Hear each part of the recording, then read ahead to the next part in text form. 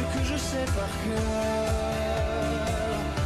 ce que je sais par cœur. Beau malheur. Depuis la rencontre, pourquoi j'ai attendu?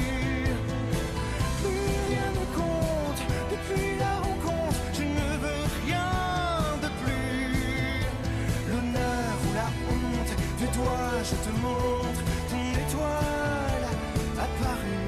Bienvenue. Bonjour à tous, merci d'être fidèles à notre rendez-vous. Vous connaissez, j'en suis sûre, ces chansons que l'on vient d'entendre. Mais ce que vous ignorez peut-être, c'est l'origine des paroles de ces morceaux. Eh bien, c'est ce que je vous propose de découvrir cet après-midi en compagnie d'Emmanuel Moir. Bonjour. Bonjour. Nous allons également faire la connaissance de Marine, qui s'est relevée d'un cancer. Vous allez voir que leurs parcours ont beaucoup de points communs et c'est pour ça que nous avons tenu à les faire se rencontrer, à leur consacrer cette émission aujourd'hui. Merci de les applaudir. Bonjour Marine.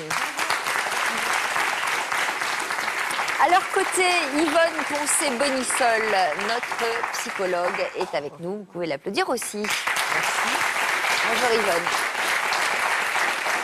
Emmanuel, merci d'avoir accepté notre invitation. Vous avez tenu le rôle principal d'une comédie musicale à succès en 2005. Vous avez été plusieurs fois disque d'or. Vous avez écumé les salles de concert et des plateaux télé. Mais ce que l'on sait moins de vous, c'est que la vie a mis de grosses épreuves sur votre chemin. Vous avez affronté probablement le pire qu'on puisse affronter. C'était en 2009. Quelle est l'épreuve que vous avez dû affronter ? En fait, j'étais jumeau et j'ai perdu mon frère jumeau dans un accident de voiture. C'était le 12 janvier 2009. Ouais. Dans quelles circonstances ça s'est passé ? J'étais pas là, donc en fait, c'est juste ce que j'ai imaginé. Il s'est fait renverser simplement par une voiture. Donc il y a eu sûrement un impact au sol et il a été mis dans le coma en fait, pendant 15 jours. Et au fur et à mesure, on l'a sorti du coma et on l'avait perdu au niveau de son cerveau cliniquement, donc c'était un choix en fait. C'était soit on le gardait en vie sans savoir vraiment quelle personne on allait récupérer, et du coup on a fait ce choix avec mes parents de le laisser partir tout simplement.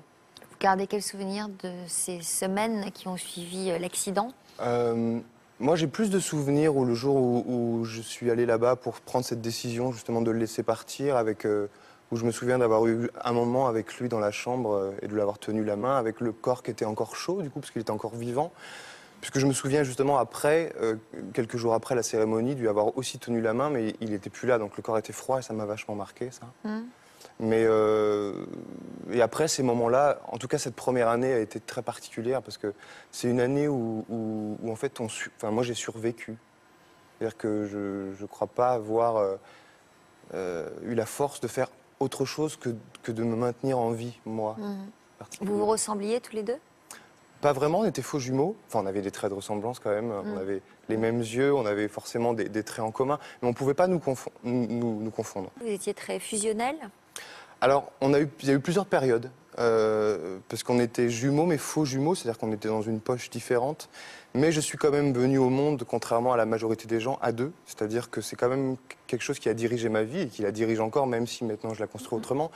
Mais de ma naissance jusqu'à mes 30 ans, je suis né à deux. C'est-à-dire que je suis né avec quelqu'un dans le ventre de ma mère. Et donc après mon enfance aussi, où là, mes parents ont eu cette idée, enfin ma mère surtout, qui était pas très judicieuse, je trouve, c'est de nous habiller parfois pareil. C'est assez compliqué Vous étiez quel type d'enfant ? Et Nicolas, quel type d'enfant ? Je crois qu'on était tous les deux des enfants assez timides et assez introvertis. Donc vous aviez un peu le même genre de personnalité ? Sur certains points, je crois. Sur d'autres, non. Vous étiez complémentaires dans certaines situations ? Juste parce que du coup, je pense à des moments importants de vie. On était effectivement une sensibilité assez identique, sauf au divorce de mes parents, où on a, par exemple, tous les deux eu un caractère qui a commencé à se former assez différemment. Vous aviez quel âge à ce moment-là ? J'avais 15-16 ans. Et du coup, moi, je pense que j'ai commencé à me construire en tant qu'être un individu à part entière. Vous avez été séparés à ce moment-là ? Non, pas séparés. La vie nous a séparés, forcément. Par la suite, mais au moment du divorce de vos parents, vous viviez ? On est resté vivre avec notre père. Et ça a été des périodes où, justement, là, on a commencé un peu à se séparer, moi et mon frère aussi. C'est-à-dire ? C'est-à-dire que moi, je pense que j'étais en train de me construire et que mon frère était peut-être dans une forme de lutte de revoir mes parents ensemble et d'avoir une relation un peu conflictuelle avec l'un et avec l'autre, alors que moi... Vous étiez dans l'acceptation de leur séparation? Pas vraiment. En tout cas, j'ai décidé de penser à moi à ce moment-là. Je me souviens d'une phrase d'une assistante sociale à l'école qui m'a juste dit « Je pense que pour vous, Emmanuel, c'est le moment de construire votre vie, du coup, de penser à vous. » Et ça a résonné et j'ai commencé à penser à moi. Lui, il était plus en souffrance? Ouais, je crois. Je crois qu'il a moins eu les armes à cette époque-là. En tout cas, c'est jeune, hein, 15 ans. Surtout que c'est des moments de vie où c'est essentiel, la construction personnelle à ces moments-là. Vous étiez déjà attiré par les disciplines artistiques, par la musique? Ça, c'était déjà bien avant, ouais. Moi, et votre frère aussi? Aussi. Il dessinait beaucoup, par exemple. Ouais. Mais je crois qu'il se cherchait beaucoup aussi de ce côté-là et il n'a pas eu de déclic ou de révélation qui l'ont donné envie de se consacrer vraiment à quelque chose. Alors que vous, oui. Alors que moi, la musique, déjà depuis à l'âge de 15 ans, on va dire depuis mes 10 ans, c'était un langage pour moi. Je m'exprimais à travers des chansons. Et vous y avez trouvé beaucoup de douceur au moment de la séparation de vos parents, de réconfort? En tout cas, je me suis complètement réfugié dedans. C'est sûr. Et pourtant, quand vous avez eu votre bac, vous êtes inscrit à la fac pour devenir prof. Ouais. Prof de quoi? Alors, je faisais une fac d'histoire géo. J'aimais apprendre et j'aimais partager un savoir. J'ai toujours aimé ça, de véhiculer des choses. Et j'aimais tout ce qui était dans l'humain, en fait. Et tout ce qui était dans la géographie, la démographie, la sociologie, tout ça, c'était dans l'humain. Et j'ai toujours été attiré par ça, dans la relation des uns avec les autres. Et c'est vrai qu'à la fac, je suis rentré dans le chœur de l'Université du Maine, où j'ai commencé à chanter dans le chœur, composer des chansons pour eux, les accompagner au piano. En fait, au fur et à mesure, la musique prenait de plus en plus de place et j'ai décidé de faire que ça. Vous composiez, vous écriviez déjà à l'époque? Ouais, déjà. On ne s'était pas... ça valait ce que ça valait, mais... Alors, c'était en France la grande époque des comédies musicales et vous aviez décidé de tenter votre chance et de courir les castings. Ça a marché tout de suite? Ça n'a pas marché tout de suite. Avant Le Roi Soleil, j'ai fait pas mal d'allers-retours pour plusieurs projets.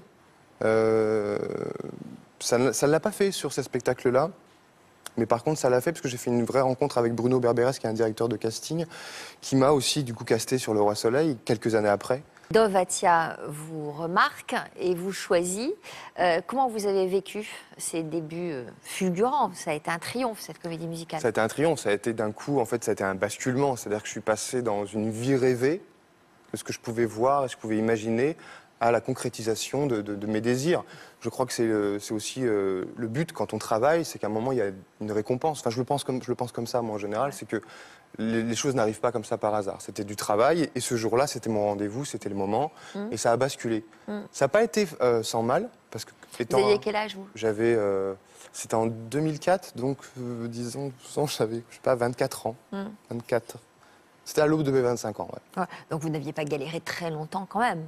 J'ai pas galéré. J'ai pas le sentiment d'avoir galéré. Moi, j'ai le sentiment d'avoir travaillé. Et des fois, ça n'a pas fonctionné. Et il y a des moments, ça a été mon rendez-vous à moi. C'est juste qu'à cette époque-là, j'étais encore assez introverti, pas forcément très bien dans ma peau. Et du coup, de passer dans la lumière comme ça, dans quelque chose qui envahit. Est-ce que c'était vraiment vous, finalement? Parce que là, vous incarniez un personnage.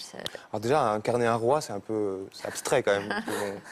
Je pense qu'on ne sait pas trop ce que c'est un roi quand même à l'époque, on ne peut pas trop savoir. Donc ça, c'est dans l'imagination des gens. Après, ça reste un rôle. Hein. Donc être sur scène, jouer un rôle, c'est pas se jouer soi, c'est jouer un rôle. Donc ça me pose pas de problème, même s'il est loin de moi. Il y avait des traits aussi qui étaient assez forts, mais parce que dans l'histoire de Louis XIV, il y avait des choses qui, pour moi, me parlaient. Et j'avais ce même combat. Alors, Marine est à côté de vous.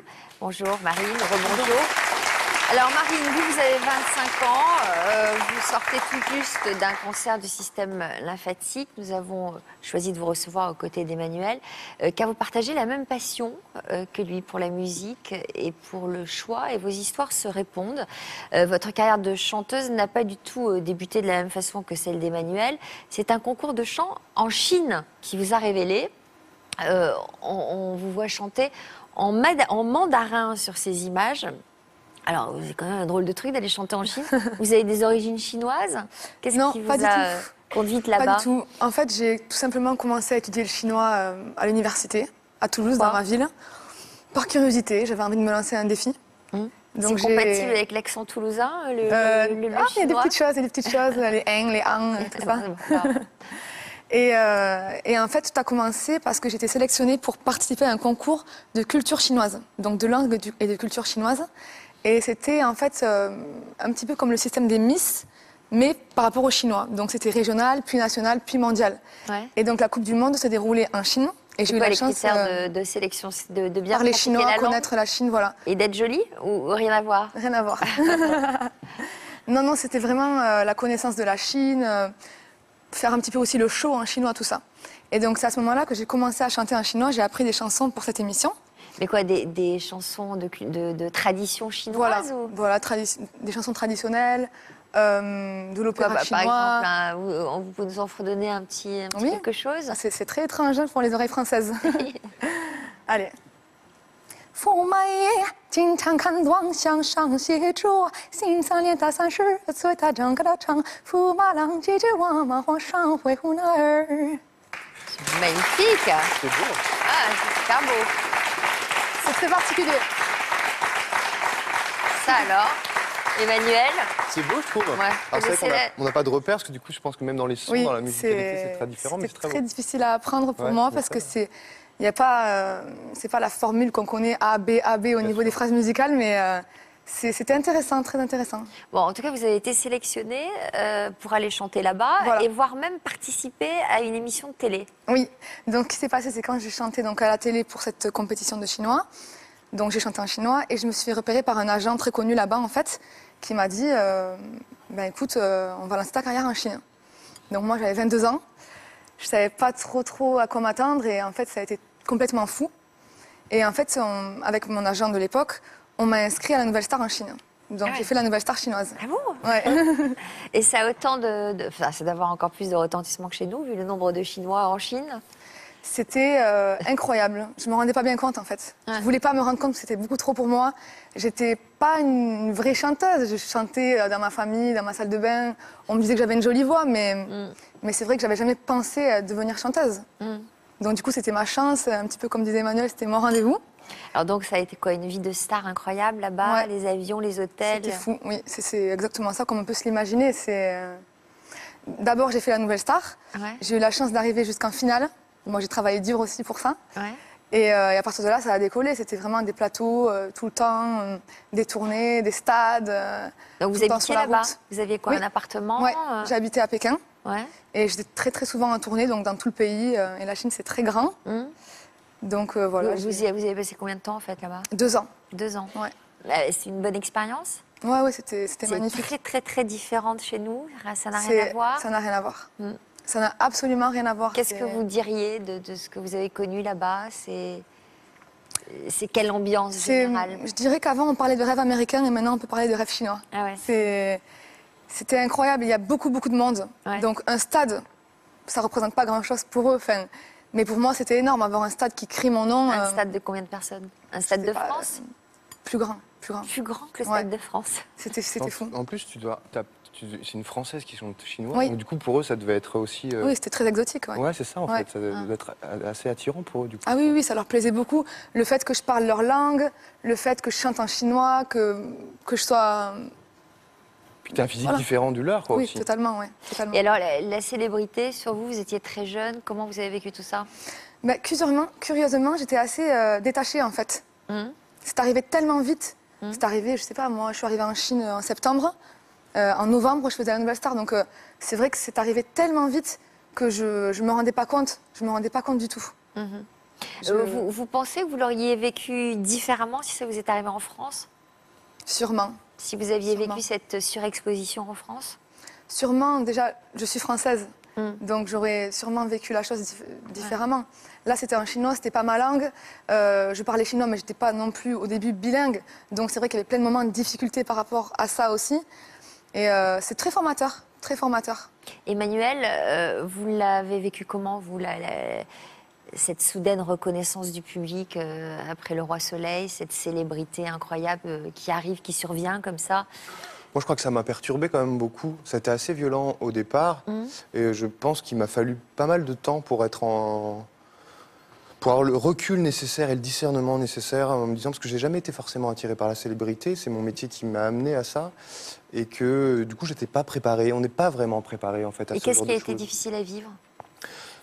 Parce que des fois, c'est la réaction des gens face à la notoriété qui peut un peu faire vriller les gens. C'est-à-dire que du coup...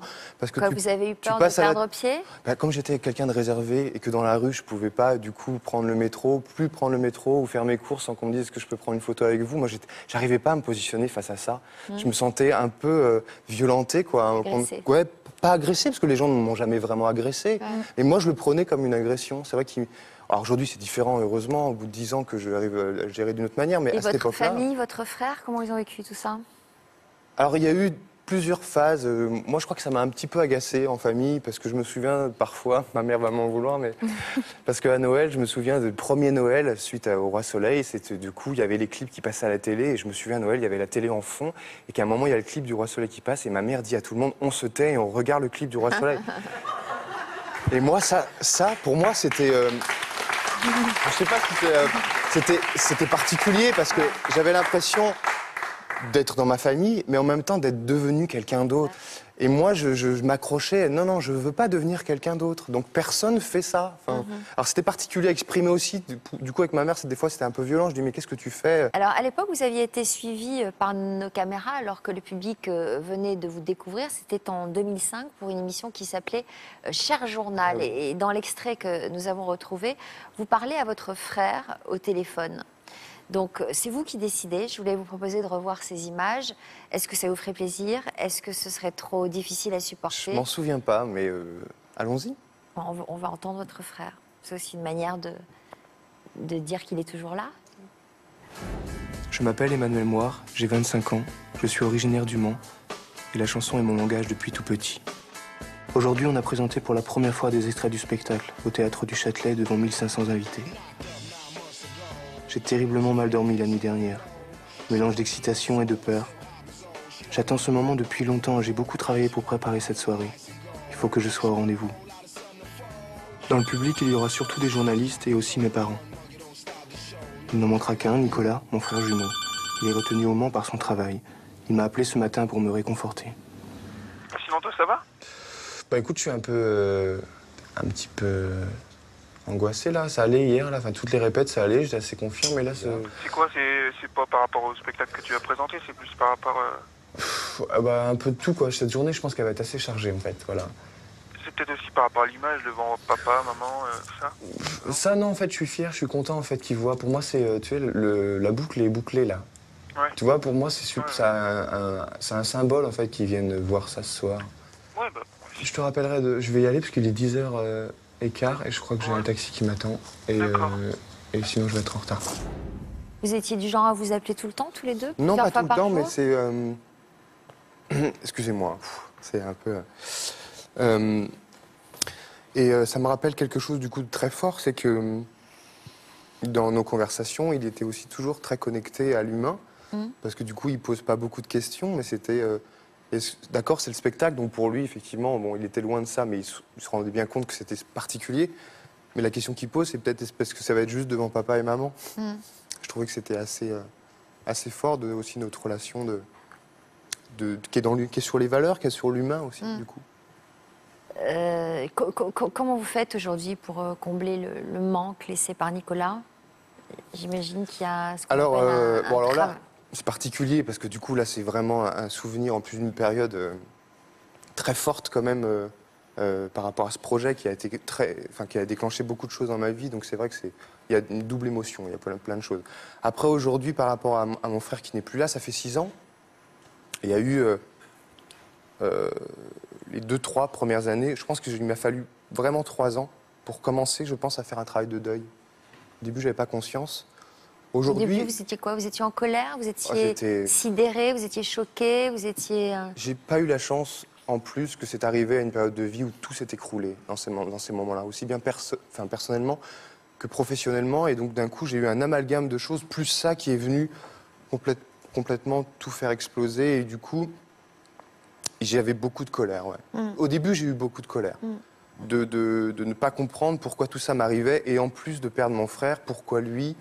à l'aube de nos 30 ans, Ouais, on comprend pas, on trouve ça très injuste. Du coup, c'est pas dans la suite logique des choses. Ouais. C'était pas à mon frère Mais devant de partir. En fait. on en parlera avec Yvonne, mais ces phases de sidération et de colère, ça fait partie aussi Je de crois, ce cheminement évidemment. de deuil Aujourd'hui, je le sais. À avant l'époque, avant de finir par accepter, quoi. En fait, c'est ça. Il y a une phase de je crois qu'il y a une phase de rejet. Dans colère contre le monde, contre soi, contre les autres qui comprennent pas, qui peuvent pas comprendre cette douleur, parce que de toute façon c'est vrai, ils ne peuvent pas comprendre cette douleur, surtout parce que moi c'était un jumeau, donc il y a une partie de moi qui quand même est partie, vraiment. Même si on se voyait pas tout le temps, même si j'avais pas conscience de ça. En fait, il faut juste redire un truc pour moi qui est essentiel, c'est que avant que je perde mon frère et que je travaille dessus, je n'avais pas conscience que j'étais jumeau. Je n'avais pas conscience que j'étais né au monde à deux. Et je n'avais pas conscience que ça avait dirigé 30 ans de ma vie. Donc ça a été une révolution dans ma vie quand j'ai pris conscience de tout ça. Yvonne, peut-être, là-dessus. Très émouvant, parce que c'est vrai que quand on est jumeau, on est dans mon. Ça, c'est classique, fusionnel dans un premier temps, après ce processus d'individuation. Mais quand on perd un de son jumeau, eh bien, on perd une partie de soi-même. Et c'est dans la perte que vous vous êtes rendu compte que vous étiez deux. Ensuite, votre émotion rappelle quelque chose au niveau du processus de deuil. C'est vrai que vous avez dit, je ne voulais pas y croire, le déni, ensuite la colère. Mais il y a une phase qui m'apparaît fondamentale, c'est qu'il y a une forme d'intériorisation de votre frère en vous. Et d'entendre sa voix, ça vous rappelle qu'il est là, qu'il est en vous, et que peut-être vous chantez aussi pour lui. C'est-à-dire quand on a perdu un jumeau, on vit à 200 à l'heure, et on vit pour deux. Alors ça, je ne sais pas si vous en avez encore conscience, ou pas, mais je crois que la perte d'un jumeau, ça réactive la partie en soi qui était morte. Évidemment. Et qui Surtout que c'est une partie qui a vécu pendant 30 ans voilà, avec vous. avec moi. Ça Alors, s'appelle... vous devez en avoir conscience, puisque quand même dans votre second album que vous avez choisi de dédier à votre frère, là on vient d'entendre sa vraie voix, mais dans cet album vous lui prêtez votre Bien sûr. voix. Hein, Oui, j'avais envie de... En fait, j'étais en train de faire ce deuxième disque pendant son accident et il est mort juste avant que je termine ce disque. Et c'est vrai que c'était une chanson qui, pour moi, je devais le faire. C'était même pas... donc elle s'appelle Sois tranquille. Sois tranquille. Et en fait, j'avais décidé de... Je n'avais pas envie d'une chanson ou que ce soit une chanson que j'ai pas envie d'écouter. Donc je me suis dit que ce serait mieux que ce soit lui qui me parle en me disant que là où il est aujourd'hui, tout va bien, tout va mieux. Vous croyez ? Moi, j'y crois beaucoup à ça. On va écouter quelques notes de cette chanson. Sois tranquille. Sois tranquille, tout va bien. Sois tranquille, je suis serein. Je repose en paix où je vais. Sois tranquille, tout va bien.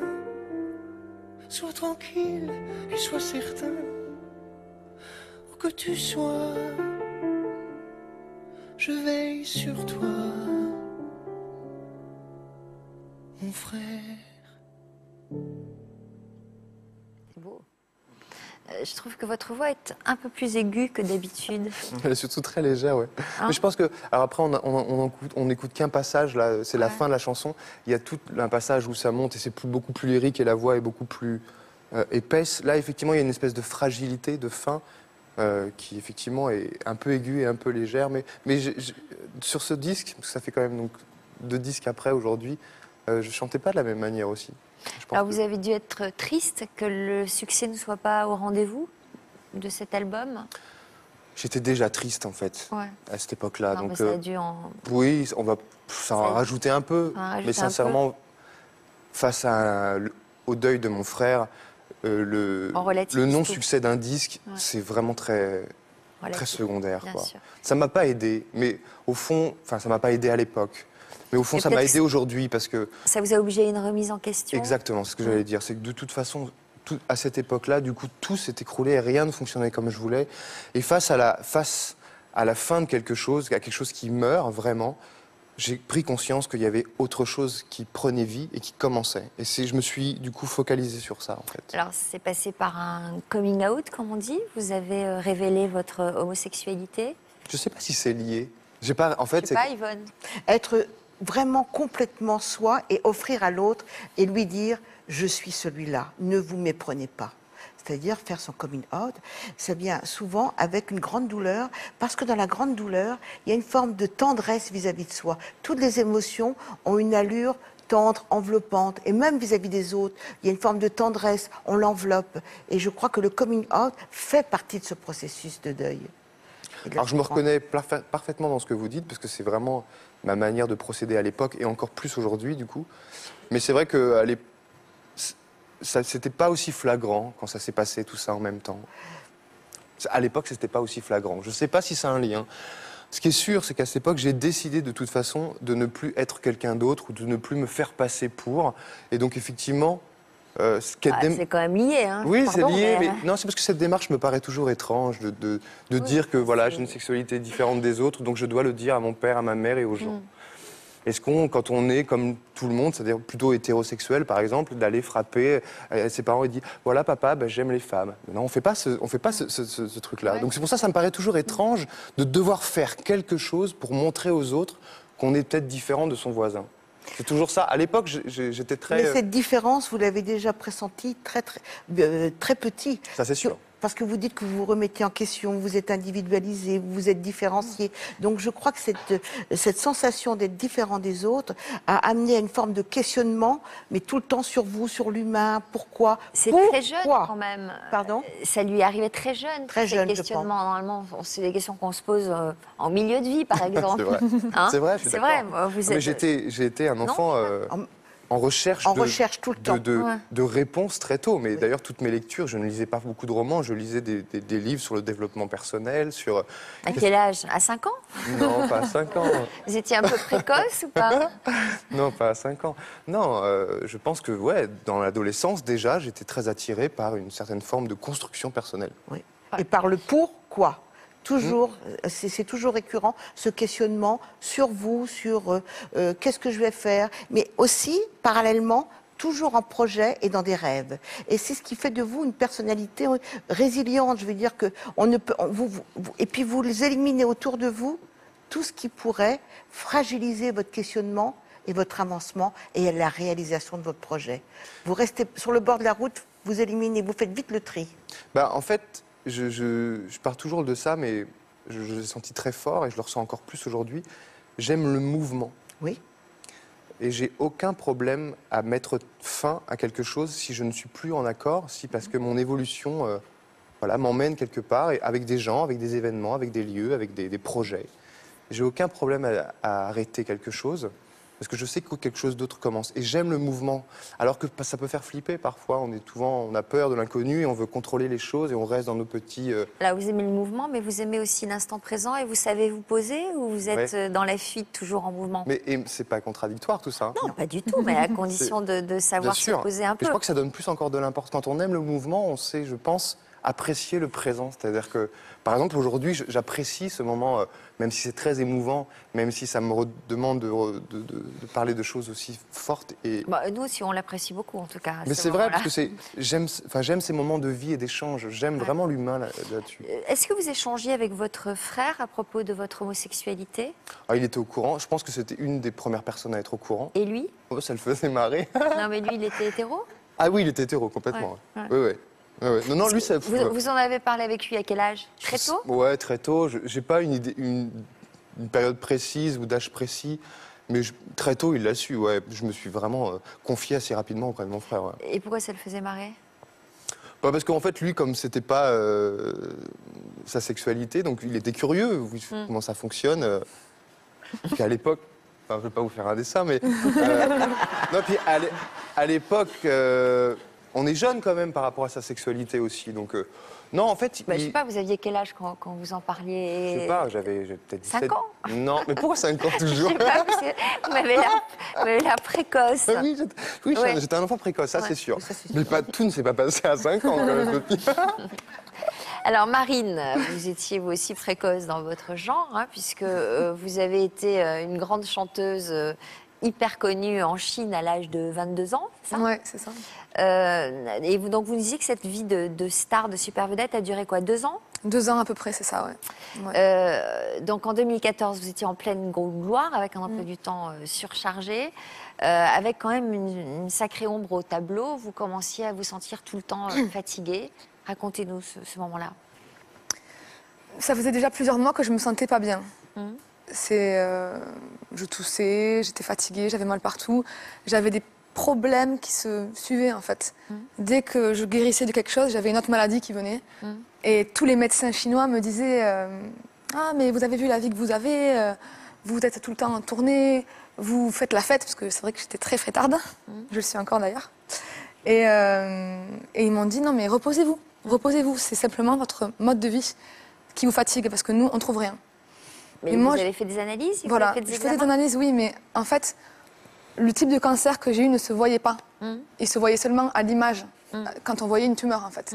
On ne le voyait pas dans les prises de sang. Donc on voyait qu'il y avait un souci, mais on ne savait pas ce que c'était. Donc il me disait, il n'y a rien de concret, ce n'est pas grave, reposez-vous. Sauf que moi, je sentais que je tombais en morceaux, je le sentais complètement. Donc ça se traduisait comment au quotidien? Vraiment des toux, une perte de voix, ce qui est un peu embêtant pour mon métier. Je parlais comme ça au bout d'un moment, bon, bof quoi. J'étais très très fatiguée, mais pas une fatigue en fait qui peut se récupérer avec du sommeil. C'était une fatigue vraiment mais profonde, voilà. Je pouvais même pas dormir, je voulais pas dormir, j'avais assez dormi, c'était vraiment quelque chose qui me clouait en fait comme un poids que j'avais dans tout mon corps. Et je sentais que ça n'allait pas. Et je continuais à faire des plateaux, je continuais à faire tout ce que je faisais et je me suis pas reposée. Et un jour, j'ai dit non, là, c'est pas possible, il y a quelque chose. Il y a quelque chose qui se passe, il faut que je vérifie. Donc, je suis allée dans un hôpital chinois avec une bonne amie à moi, chinoise, et j'ai demandé à faire un check-up complet. J'ai dit, il y a quelque chose qui ne va pas, je veux savoir ce que c'est. Donc, ils ont tout vérifié, des trous de nez en passant par les pieds, enfin, tout. Et en fait, sur la radio des poumons, ils ont vu une grosse tumeur. 15 cm entre les deux poumons. 15 cm? Ouais, c'était énorme, c'était très effrayant. Et le problème, c'est que... C'est un cancer du poumon?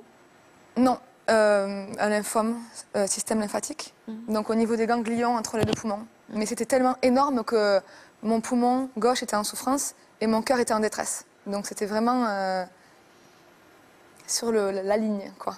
Donc on vous a dit exactement où vous en étiez? C'était un stade inquiétant? Alors, le problème avec ces maladies-là, c'est qu'au début, on ne sait pas ce que c'est. Il faut plusieurs jours, en fait. Il faut faire des ponctions, il faut faire des biopsies. Il faut attendre plusieurs jours. Donc, ce moment-là, on ne sait pas. Et ça, c'est le pire. Et surtout que j'étais dans un hôpital chinois, avec des docteurs chinois, et que je ne connais pas forcément le vocabulaire médical. Donc, je comprenais la moitié des mots. C'était très, très angoissant. Parce que vous n'avez pas eu envie de rentrer en France, là, pour... Là, en fait, j'étais dans le déni. Donc j'étais, non, ils se trompent, ils comprennent rien, c'est pas possible, ils se sont trompés. Ça doit être quelque chose de pas grave. J'ai 24 ans, j'avais 24 ans. C'était il y a 1 an. Donc je me disais, c'est pas possible. Donc ce que j'ai fait, c'est que j'ai pris ma radio. Je suis allée voir un docteur français, basé à Pékin, il y en a quelques-uns. J'y suis allée.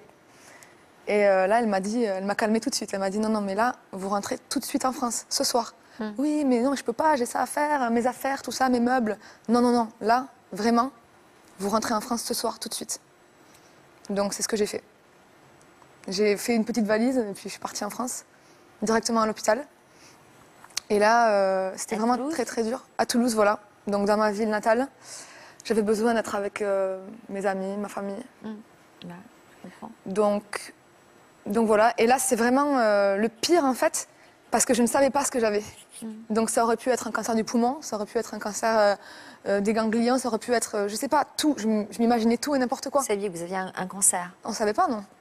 Ça aurait pu être bénin, mais bon, on en doutait quand même. On savait pas du tout. Et là, c'était le pire. Vous avez refait des examens? Oui, là, on a fait tout ce qui est biopsie. C'est pas du tout un moment agréable. C'est des grosses aiguilles comme ça. Enfin, bon, bref. Donc ça fait très mal. Et puis il y a la peur. Et puis ça va très vite. Ça se répand très très vite. Et là, c'est vrai que moi, dans ma tête, je me suis dit, je vais peut-être mourir. Je vais peut-être mourir. S'il faut, je suis en train de vivre mes dernières semaines, mes derniers jours. Et là, en fait, il y a quelque chose dans mon cerveau, dans ma tête, qui a fait clac. Quelque chose qui a changé. Un déclic. Et je me suis dit, mais... je me suis sentie comme une femme de 100 ans, sur son lit de mort, qui repense à toute sa vie et qui a des regrets. Oh, mais j'aurais dû faire ça comme ça, mais j'aurais dû oser faire ça, j'aurais dû dire à cette personne que je l'aimais, j'aurais dû mettre une gifle à cette personne. Et c'est vrai que j'ai tout repensé d'un point de vue différent. Et alors, donc, c'est un déclic qui vous a donné envie de vivre, en fait. Mais totalement. Ouais. Je me suis dit... Je vous ai dit, j'ai pas fini, quoi. Ah non. Faut que j'y retourne. Ouais, c'est ça, exactement. Et j'avais juste peur d'une chose. J'avais peur que ce soit trop tard. Parce que parfois, malheureusement, c'est une vérité, c'est trop tard.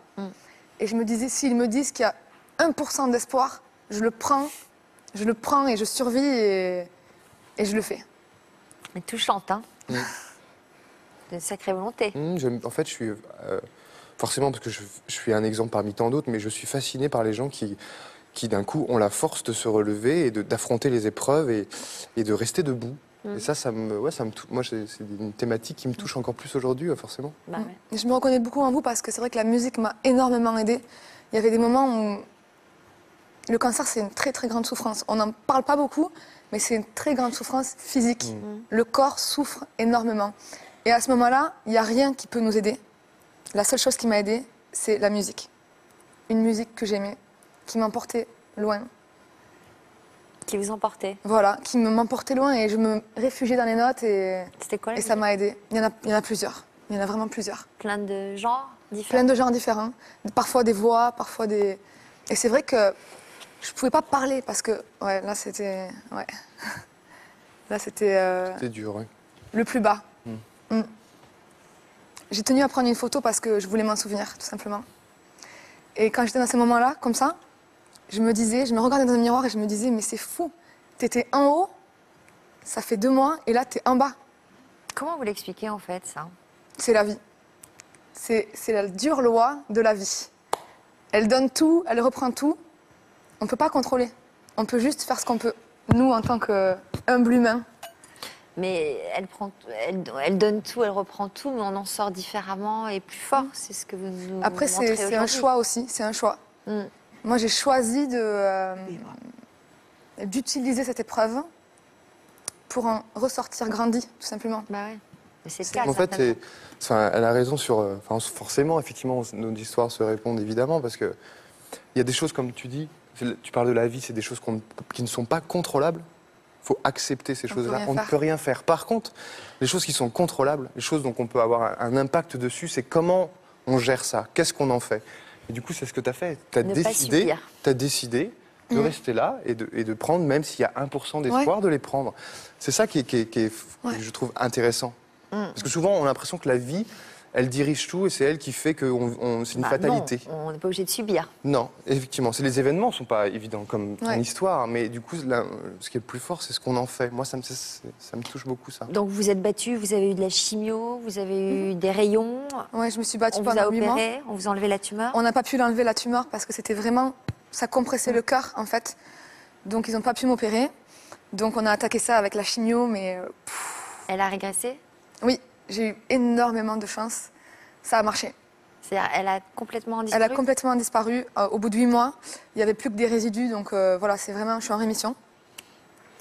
Et, il y a eu des rayons après? Oui, il y a eu des rayons. Oui, il y a eu des rayons. Voilà, c'est des traitements, c'est très difficile. Après, je ne me suis pas battue toute seule. J'appelle les proches les combattants de l'ombre, en fait. Il n'y a pas la lumière sur eux, mais ils ont été là. Ils ont été là. Alors, justement, vous, Emmanuel, vous parlez d'anges gardiens. Hein, c'est ce genre de personnes ce genre qui vous aident à combattre, justement, qui ont jalonné votre chemin.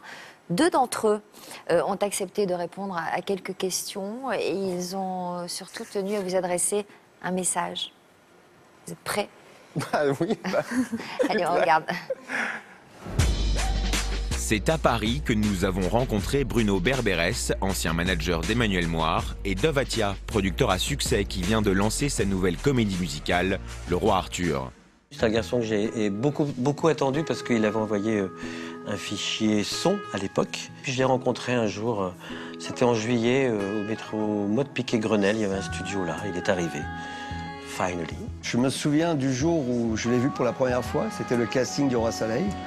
Arrive un beau jeune homme et il se met à chanter et là j'ai eu le coup de foudre pour sa voix, ce côté rock, l'émotion qu'il a la capacité de transporter.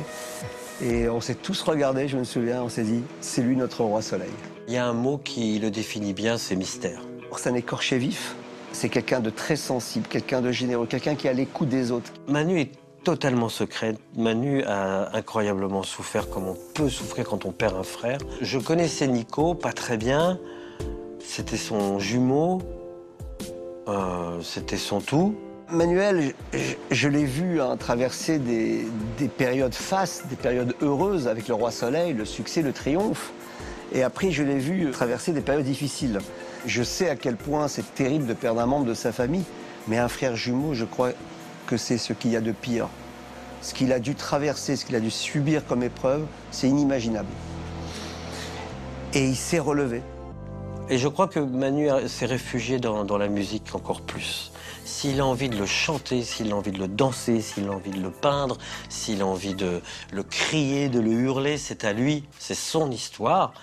Il en fait ce qu'il veut. Et si c'est sa meilleure thérapie, ben alors oui, 15 fois, quoi. Il a cette chance-là.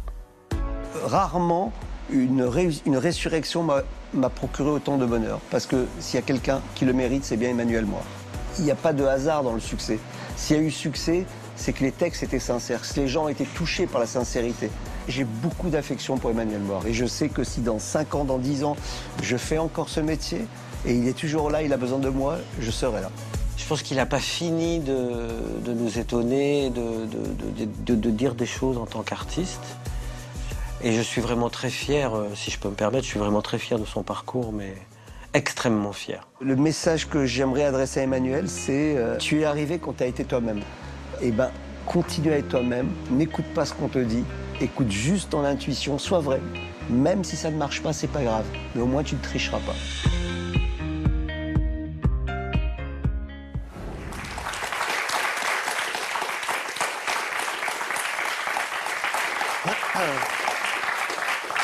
Ils sont super tous les deux. Ouais, c'est ce qu'on appelle de belles personnes.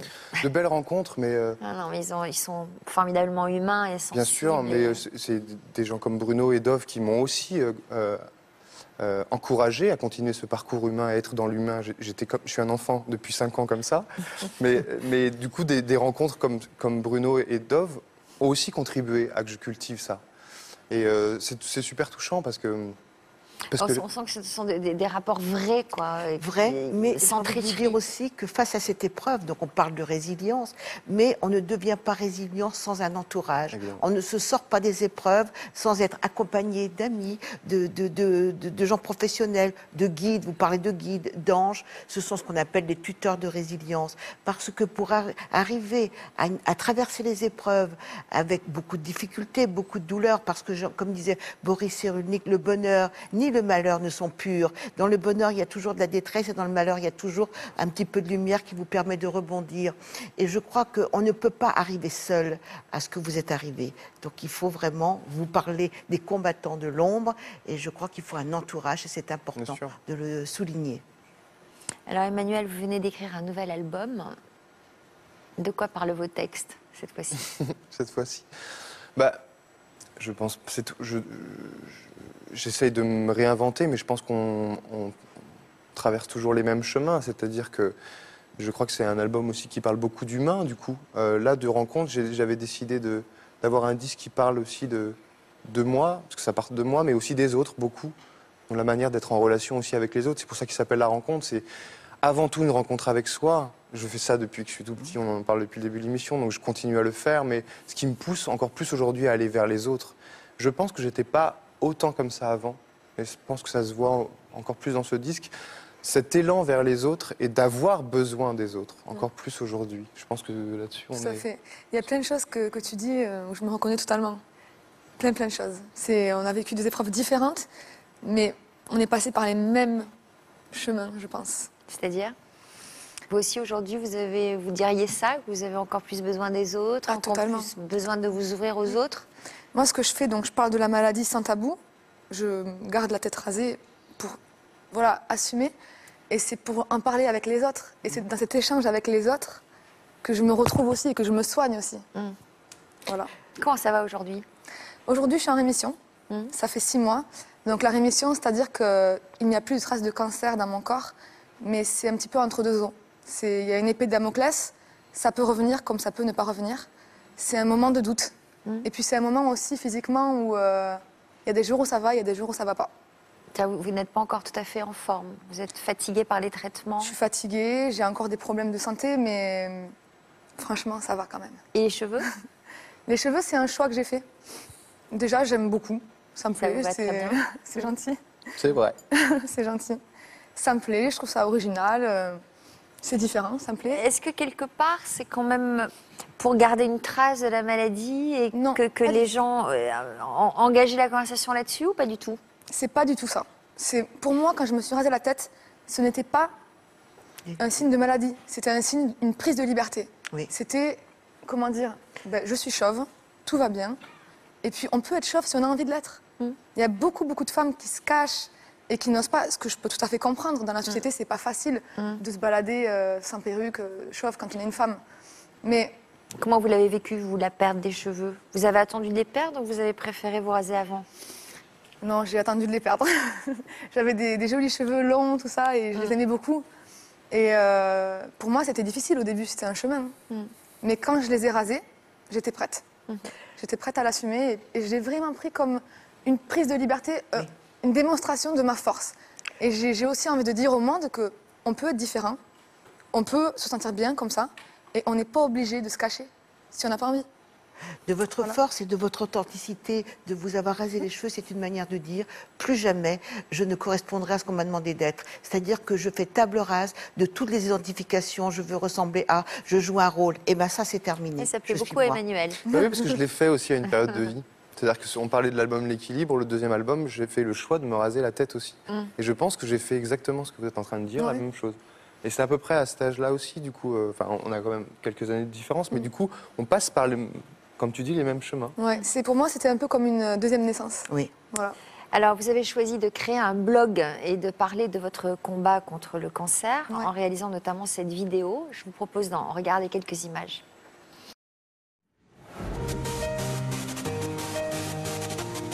La Chine m'avait déroulé le tapis rouge.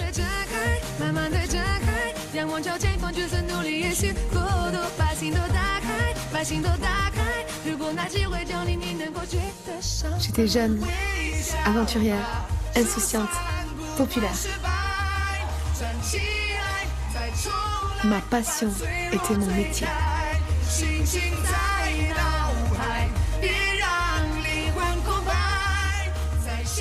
Sur scène, j'étais Momo.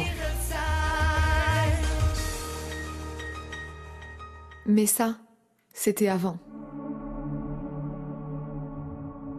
Cancer du système lymphatique. Stade 2 avancé. Biopsie, chimiothérapie, radiothérapie. Je suis une survivante. On dit que tout arrive pour une bonne raison. Quand on m'a annoncé que j'avais un cancer, le ciel m'est tombé sur la tête.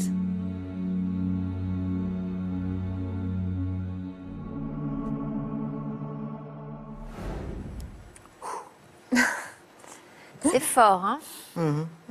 C'est quoi le message de cette vidéo? Le message, c'est qu'il y a une suite.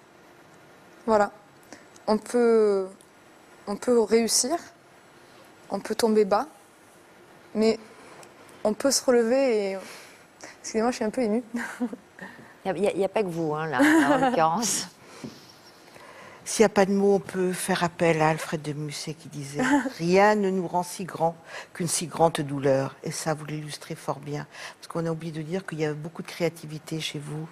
Face à la douleur, il n'y a qu'une seule chose qui vaille, c'est le rêve, la poésie, la musique, l'art et la beauté. Voilà.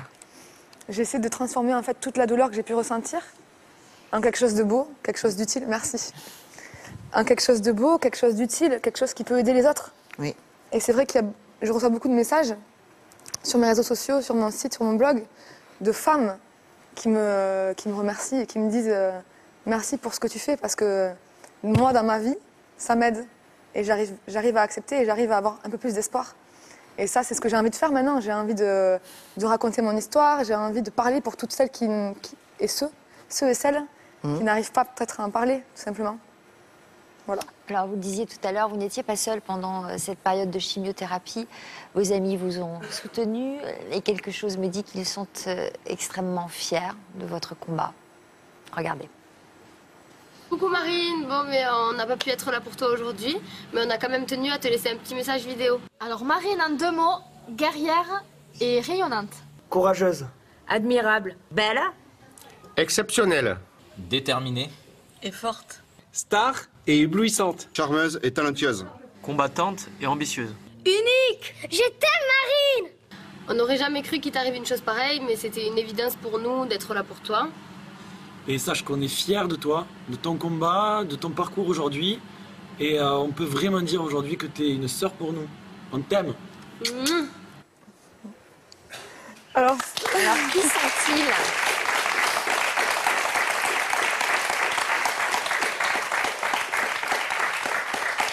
Je savais qu'il y aurait un truc comme ça. Qui sont-ils? Ce sont mes meilleurs amis, tout simplement. Ce sont eux qui m'ont aidée. Ils étaient là quand vous êtes revenu de Chine? Oui. Vous ne les aviez pas perdus de vue? Ce sont mes amis de Toulouse, en fait. J'ai toujours gardé contact avec eux. Et quand je suis rentrée, ils ont été là pour moi, mais comme il dit, mon ami, comme des frères et sœurs. Ils ont été là, vraiment, dans les pires moments. Ils ont été un soutien. Quand je me suis rasé la tête, ils m'ont dit « T'es trop belle, sors comme ça !» Quand je vomissais, ils nettoyaient mon vomi, c'est un peu dur à dire, mais c'est une réalité aussi. Ils ont été là, comme une famille. Et ça me fait super plaisir d'avoir vu qu'ils aient fait ça, vraiment. Je les aime de tout mon cœur et ce sont mes combattants de l'ombre, tout simplement. Emmanuel, ça vous fait réagir, hein, l'importance de l'amitié, ce type de c'est parce qu'on est dans l'humain, du coup. Moi, c'est vraiment ce qui me touche le plus, je l'ai dit tout à l'heure, mais c'est... Oui, je trouve ça... Et puis c'est l'impact de ce qu'elle fait chez elle, c'est ça qui est fort, en fait, de voir ça. Moi, je vis avec tout ça, donc... Alors, vous parlez de combattants de l'ombre, mais aujourd'hui, ils vont être dans la lumière. Parce qu'ils sont là. Non. Si. Non, c'est pas vrai. Si, c'est vrai.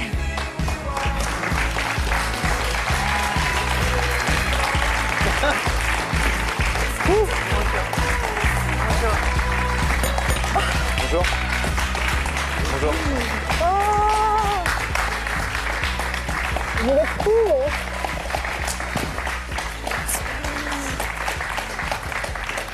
Alors, Florent et Charlène. Bonjour ça. à tous les deux. Vous vous connaissez depuis combien de temps? Je peux pas parler. Hein. Alors nous deux, ça fait 10 ans, Ouais. à peu près. 10 ans, on s'est rencontrés au lycée, donc en seconde. Et nous en 6e. Ah, d'accord. On était dans la même classe et on est de suite devenues copines. Donc déjà au lycée, elle aimait chanter? Oui, elle aimait chanter. Bon, on allait au karaoké, elle aimait la musique. On avait une association de jeunes et on chantait toutes les deux des duos, tout ça, je me rappelle. Ouais. Comment vous avez vécu son aventure chinoise? Alors nous, on l'a vécu de loin parce que personnellement, j'étais sur Toulouse, Ouais. avec beaucoup de fierté, Ouais. ça c'est sûr. Donc après, on l'avait souvent au téléphone, on l'avait sur les réseaux sociaux, donc beaucoup de fierté. Donc quand la maladie lui est tombée dessus, vous étiez là? Pour vous, c'était une évidence d'être Oui. à ses côtés? Une évidence. On a pris une Totalement. colocation tous les trois. Mes parents étaient très Vous loin. avez habité ensemble à ce moment-là? Oui, pendant les traitements, ouais. Mes parents habitaient à Tahiti. Donc, du coup, c'était un peu compliqué. Bien sûr, ils voulaient tout laisser et venir s'occuper de moi. Mais moi, je voulais pas parce que je voulais pas les mettre dans l'embarras financier. Je voulais pas qu'ils quittent leur vie, tout ça. Et du coup, j'étais vraiment embarrassée. Je pouvais pas aller me faire soigner à Tahiti. Je voulais pas qu'ils rentrent. Et c'est vrai qu'ils se sont proposés tous les deux pour jouer le rôle de mes parents, papa et maman, et s'occuper de moi et être là pour moi autant physiquement que mentalement me soutenir parce que c'était vraiment, il y avait des... Alors vous êtes allé loin pour la soutenir, y compris pendant sa métamorphose physique. Oui. Qu'est-ce que vous avez fait? On l'a aidé pour sa métamorphose physique. Moi, c'est vrai que, surtout quand on sortait, en fait, on essayait, parce qu'elle a essayé au maximum en fait, de garder ses cheveux. Donc elle est passée au carré, bien sûr. Et quand elle commençait à être un peu clairsemée et garnie, on essayait un peu de cacher la misère, si je puis dire. Et puis du coup, vous êtes coiffé comme elle, alors vous? Ouais. C'est vrai que récemment, après la crête, moi aussi, j'ai... Mais c'est vrai que le fait de me dire tout simplement mais t'es trop belle comme ça, mais cette robe, franchement, ça te va tellement bien. Rien que ça, d'avoir un espèce de miroir positif en face, ça fait énormément. Ça joue énormément. Alors Marine, il y a quelques mois, c'est avec vos amis que vous avez réalisé un clip dans l'hôpital où vous étiez suivi.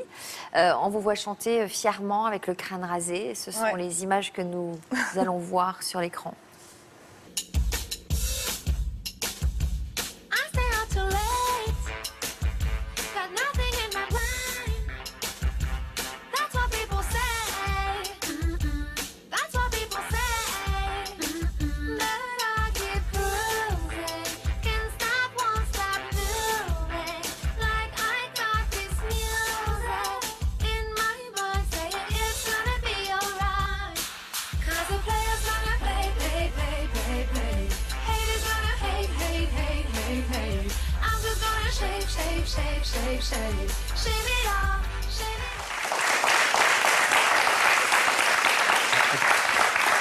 Donc c'est quoi le message là? C'est malgré la maladie, la vie est là, l'humour est là, exactement. La passion est là. Vous l'avez dit, c'est exactement ça. Certes, je suis malade, mais je suis humaine, je peux rire, je peux avoir un peu d'autodérision et on peut s'amuser avec ça. Voilà, il y a toujours quelque chose de positif à prendre. Donc c'est ça le message. Alors quels sont vos projets là en ce moment? Alors je suis sur un livre en ce moment pour raconter mon aventure chinoise et ma maladie et ma résilience. Je suis sur un single, un album, je prépare des choses.